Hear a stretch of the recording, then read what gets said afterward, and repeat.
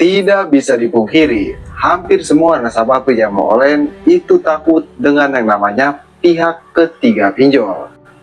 Tapi yang jadi pertanyaan, apakah semua pinjol legal itu memiliki pihak ketiga dan jelas akan datang ke rumah jika kita galbay di pinjol tersebut?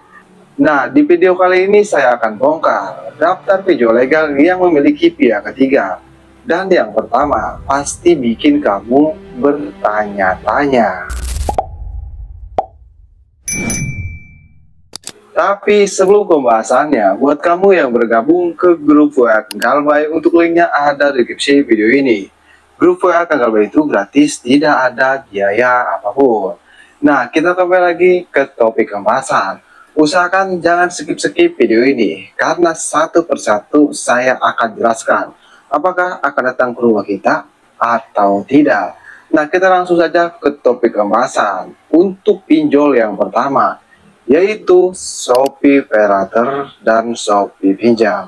Nah, Shopee Paylater dan Shopee Pinjam ini itu memiliki pihak ketiga, bahkan beberapa pihak ketiga. Yang pertama, seperti PT Lentera Nusantara, PT PAP, yaitu PT Perdana Abadi Perkasa ya, dan Cbank ya. Nah, Shopee Paylater itu salah satu pinjam online, salah satu pinjol legal yang memiliki beberapa pihak ketiga.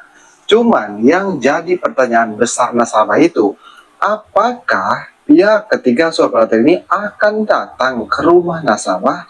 Kalau kita galbay di Shopee Paylater, apakah mereka akan datang mengunjungi rumah kita? Jawabannya tidak. Kenapa? Karena tidak semua pihak ketiga itu memiliki dasar lapangan. Nah, kalau kamu galbay di Shopee Paylater dan Shopee Pinjam ya, emang nanti penagihannya itu dialihkan ke pihak ketiga. Cuman yang dimaksud dialihkan itu seperti dialihkan penagihan lewat WA, lewat telepon, ataupun lewat SMS.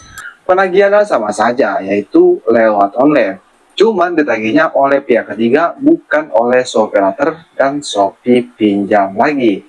Jadi itu untuk yang pertama. Apakah sudah jelas?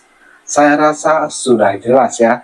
Dan untuk yang kedua, pinjol yang memiliki pihak ketiga, yaitu pinjol Tunaiko. Jangan salah, Tunaiko ini memiliki pihak ketiga.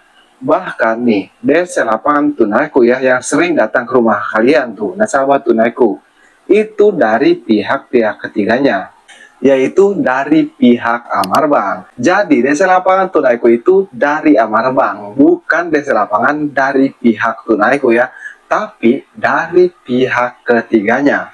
Yang jadi pertanyaannya, apakah desa lapangannya sudah menyebar luas di seluruh Indonesia atau masih random ataupun masih di Jabodetabek? Jawabannya masih di Jabodetabek, itu pun masih random, belum merata. Itu untuk yang kedua.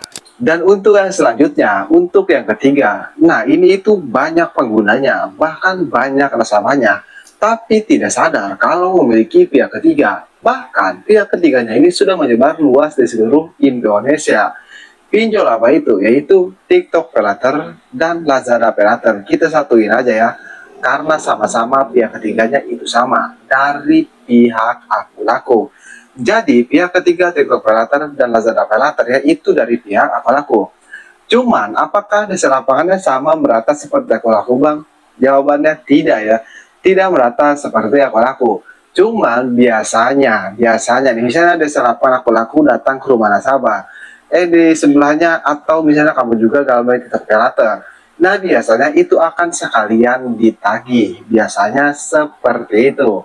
Itu untuk yang ketiga. Untuk yang keempat, yaitu pinjol yang lumayan sudah besar ataupun pinjol yang sudah terkenal. Karena siapa sih yang tidak tahu pinjol ini? Dan banyak nasabah yang bertanya-tanya, apakah pinjol ini itu memiliki dasar lapangan atau pihak ketiga bang? Jawabannya, mereka itu emang jelas memiliki pihak ketiga. Tapi pinjol apa dulu? Yaitu pinjol Anapundi.